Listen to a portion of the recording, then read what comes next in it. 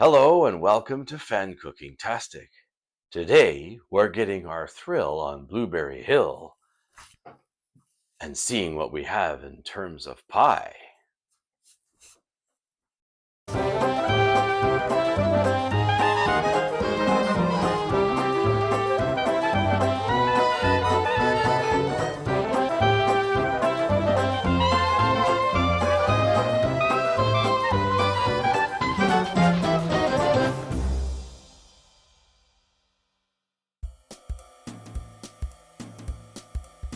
For today's recipe, you're going to need frozen deep dish pie shells. They come in a pack of 2.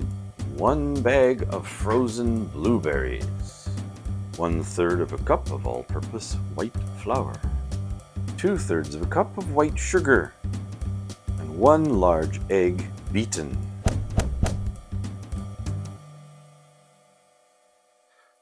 Hi everybody, and welcome to the 10th episode of FanCookingTastic.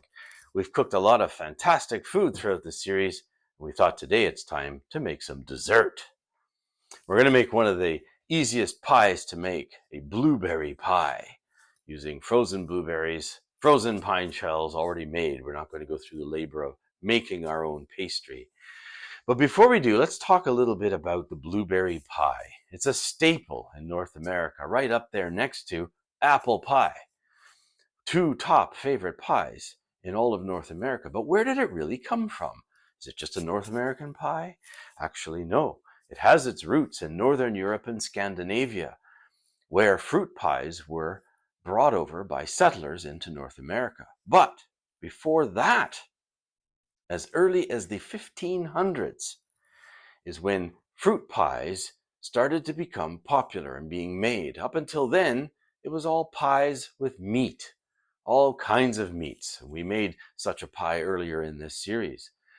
But around 1500s, early 1500s, they started making pies with fruit. Now the interesting thing is, and we'll come upon this again in a future episode, Queen Elizabeth I, her favorite pie, cherry pie. So let's get started. What we've got is our frozen blueberries. Now, most recipes call for them to go straight into the pie, frozen solid. But that doesn't work because you have to add flour and sugar. And if this is completely frozen, all the flour and sugar is simply going to coat the frozen berries very quickly. And then all the powder is going to sit at the bottom of the bowl. Not anything we want to be working with. We want to have a nice syrupy mixed filling to go into our pie. We don't cook it. You could use fresh blueberries, but you have to break them down. So you'd have to cook them a little bit to get them into the pie.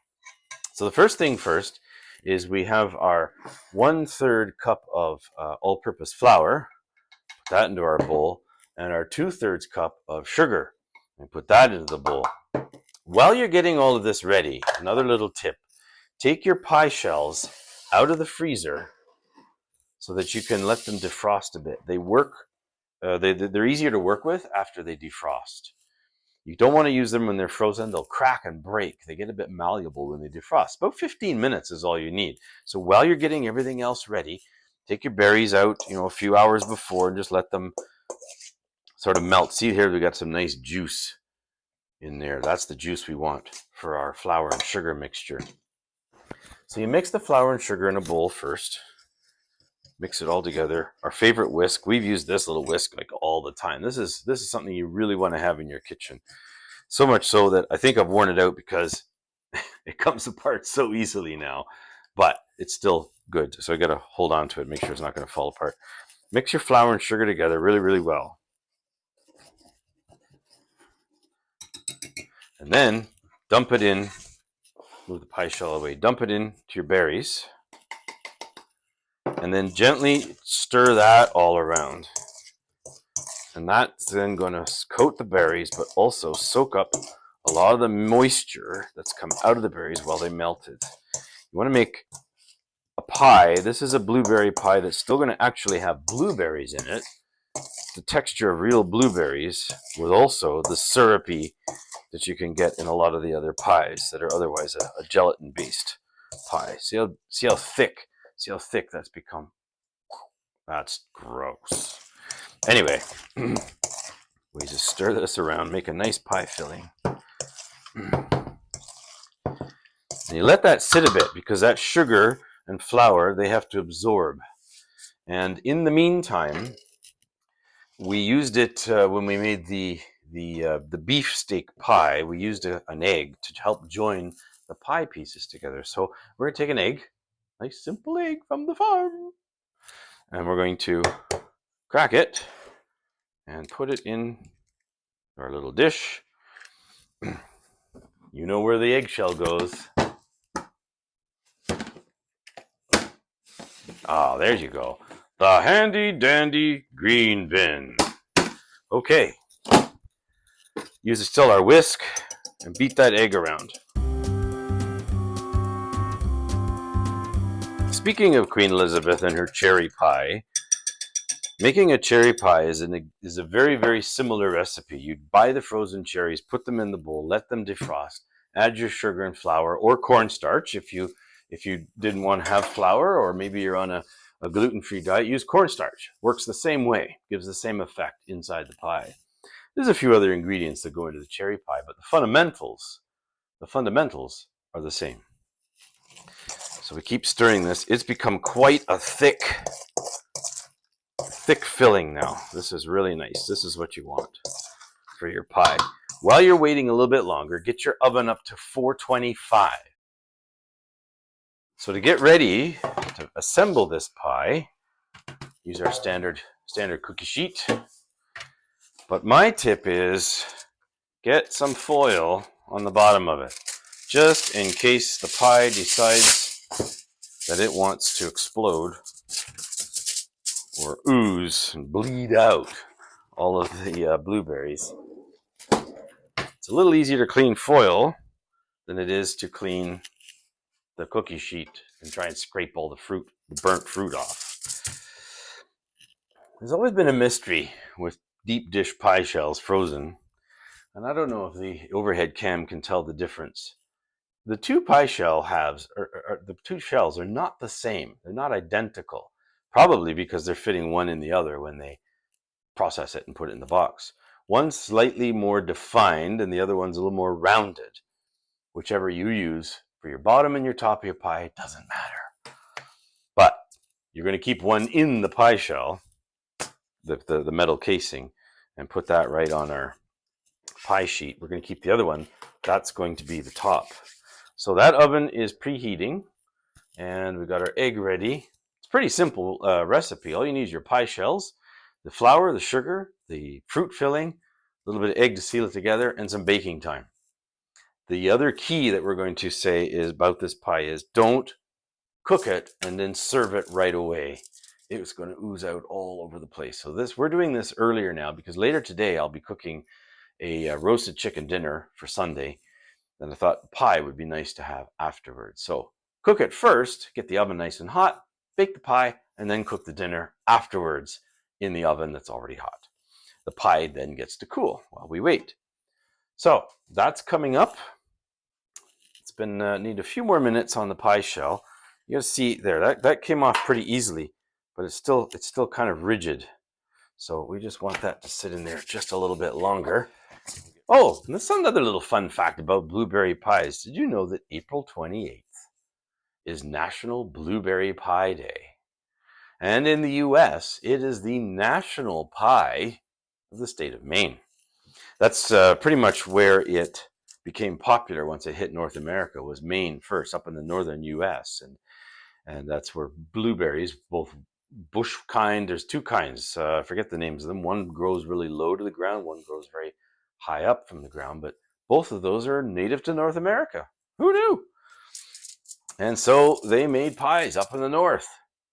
And then I guess they shipped them all south during the Civil War to see if they could win over the rest of the world, rest of the country. Anyway, let's see here. We'll get this. Oh, this pie filling. Oh yeah, look at that. That's a nice syrupy mess. So we can get that into our pie. Put it right into the bottom shelling. The nice part is too, if you buy the right bag size, and I think we were using something on the order of a 450 gram bag of blueberries frozen. the whole bag fits the pie, which is perfect. And so we just toss all this around, flatten this out. And we're going to get our, remember we use our little spatula. That's always handy dandy too, to get all this syrup out, because we don't want that to go to waste. There we are. And then let's get all of this into the pie. So we just curve all this here. Oh yeah. This is going to be delicious. This is one of our favorite pies. Over cherry pie. I've made cherry pie and I've made blueberry pie. I haven't ventured into other pies yet. I might, although there's others that will wait for like Christmas time and stuff. And we'll get my wife to show you how she makes some of those, because, oh my God, they're good. Sugar pie, for example. Dial 911. Okay. That's pretty darn good. Now, we need a brush.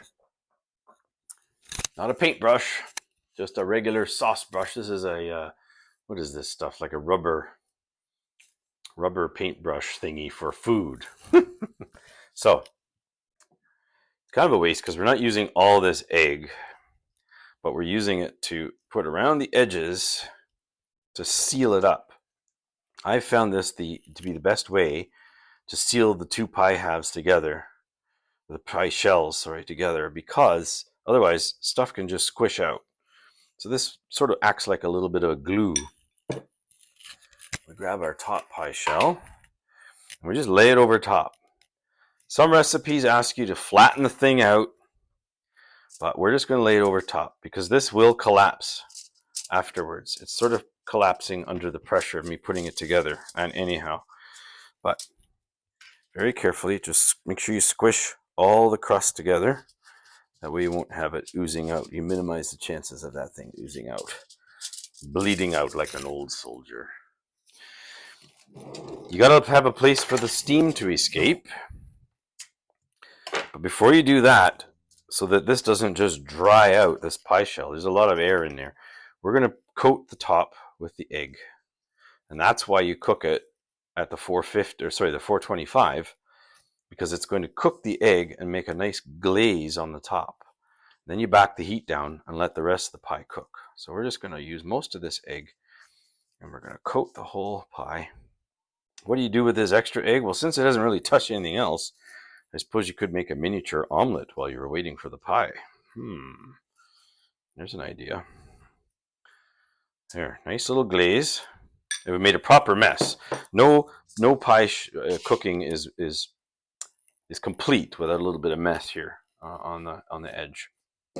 Oh, don't forget to pierce the top of the pie. If you don't, it will definitely explode. An exploding pie is not a good pie. So arbitrarily just poke little holes here and there in the top. I do a whole bunch. That way there's no chance of it exploding. Do lots and lots. I can hear it now. Some pie experts will be like, my God, he's poked a lot of holes in there. The whole thing's not going to cook. It's going to explode and ooze out of the top. Well, it hasn't happened yet. And because I might just give it a little bit of a push down now that it's a little more malleable. That's going to rise anyway. But we'll give it, got some blueberry on my finger. Give it a little push. Because our seam is sealed together. See, we glued that together with the egg. That'll all rise in the oven, which has almost come up to temperature. Good time for a little bit of a wash. It's a fairly easy pie to make. Like I said, make it early before your main dinner and then let it cool afterwards. So there we have a pie. What do we do with the second pie shell? It's in perfect condition. So we give it a wash up and we save it because they got some puff pastry that we're going to work with in another series to make some other kinds of desserts that we need a pie shell dish for. So it's perfect, disposable pie shell dish. We like it. So we're going to go ahead and we're going to go put this oven in. Put this oven in, are we? We're going to put this in the oven. I'll be all right. So then we got a little portable oven cam over here. We put the pie up on top. Get our oven going. Get our oven light on. Oh, yeah. Other note to self. Take the pans out of the oven. They're going to be hot. So get our glove on. And put these on. There's our oopsie of the day. Leaving the pans in the oven while trying to preheat it. Whoops. There we go. We'll let them cool down. So now we take our pie and we're going to put it in our beautiful empty oven. See that empty oven? Perfect. And put it in here at 425 for approximately 15 minutes. Yeah, it's just going in for 15 minutes at the high heat first. That's going to make the glaze over the pie. And then after 15 minutes, back down the heat to 325.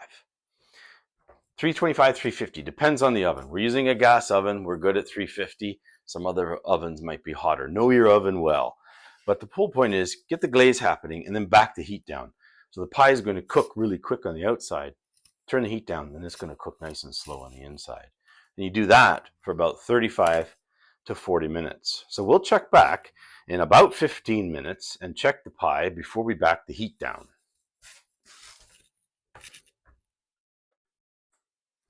All right, we got a couple more minutes on the oven here before we have to turn the temperature down. While we're still waiting, let's have a little recap. Go over the last few episodes of this first series of FanCookingTastic. A little trip down cooking memory lane. Hello and welcome to FanCookingTastic. Hello and welcome to FanCookingTastic. Today we're getting saucy. Hi there and welcome to FanCookingTastic. It's Tuesday and you know what that means. Welcome to FanCookingTastic. This will be the beefiest episode yet. Hello and welcome to FanCookingTastic. Hello and welcome to FanCookingTastic. Today we're going to be cooking outside like a caveman. Hello and welcome to FanCookingTastic. Hello, I'm Ted Tongs, and today I'm going to cook a great summertime favorite, chicken Caesar salad.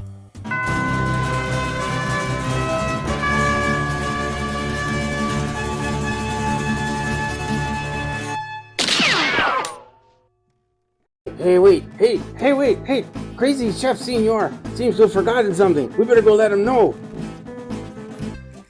Hello, I am Hans the Meat Hammer, and today I am going to be flattening a piece of pork. You will enjoy this meal. If you don't, I don't know what to do. No, I'm kidding. Hypnosis by Kitchen. Sort of, again, teaspoon. Well, that's good enough, sure. Just a little parm, maybe a little bit more. There we are. What does this have in it? I don't know. I seem to have ripped the... Oh, it's mysterious. Spices and herbs. Well, these are arbitrary amounts. Whoa, that's a lot, but that's okay. And to sweeten it up a little bit of... well, a lot of curry powder.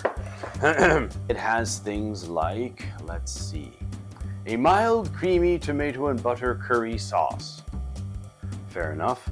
Water, cream, tomatoes, tomato puree, sugar, spices, etc., and a few unpronounceable things. Now today's theme is butter.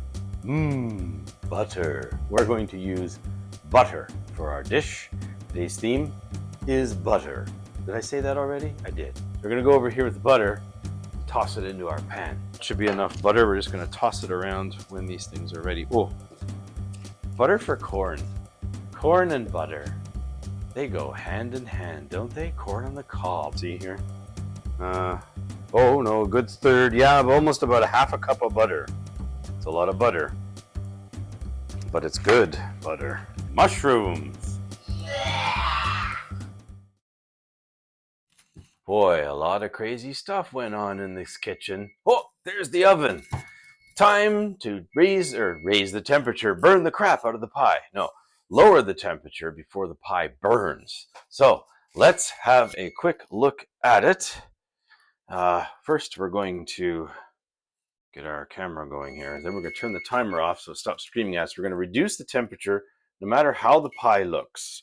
We're going to reduce it down to 350. We're then going to give it a little look too. So you want to reduce it. Let's have a look. It's coming. The pie's coming along. It's even got this double crater effect. Hey, that's new. We've never had that before. All right. And now we just cook this for an additional 30 to 40 minutes. So we'll be back in 30 to 40 minutes. Maybe there's some more memories to be had. There we are. One for the pan. One for me. And we're going to have a little cheers before we have some Indian food. So, a full bottle of wine tastes really good. Cheers. Ooh, that's quite delicious. It's 2/3 the way through May right now, and so I figured it was time to salute.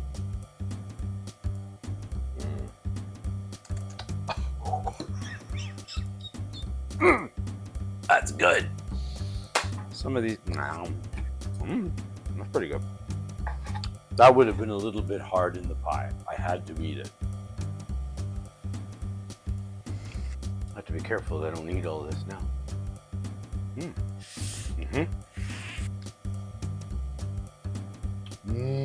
Yummy.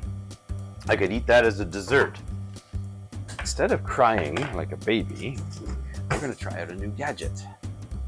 Onion glasses. It means onion glasses. Regulates the oil. Whoopsie. It's like you're creeping it across. A little bit of, whoa, yuppa. Didn't need those arm hairs. Oh, that's a beautiful piece of fish, isn't it? Nice big salmon. Everything caked on there. The butter made it all nice and cakey.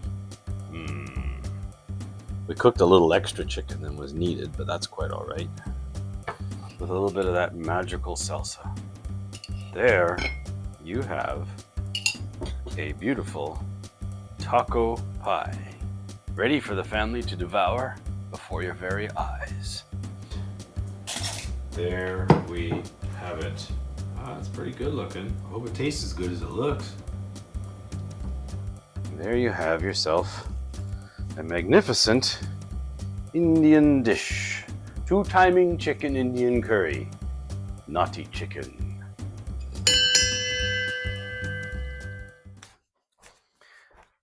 All right, the pie's just about ready to come out. It's cooked for about 35 minutes. They say anywhere between 30 to 40 minutes. There's the beeper. Let's have a check of it. Let's check this pie out. Make sure it's done looking. First, we'll stop the squawking timer and we'll get our oven light on and we'll check the pie. Oh, now that's looking pretty darn good in there. I don't think we want that to cook much more. So, let's get our handy dandy oven glove on and get this pie out and on to the thingamajigger. Now that is something to behold. There you have an easy to make blueberry pie. Let it sit though. Can't eat it right away. Could burn your face off. Way too hot.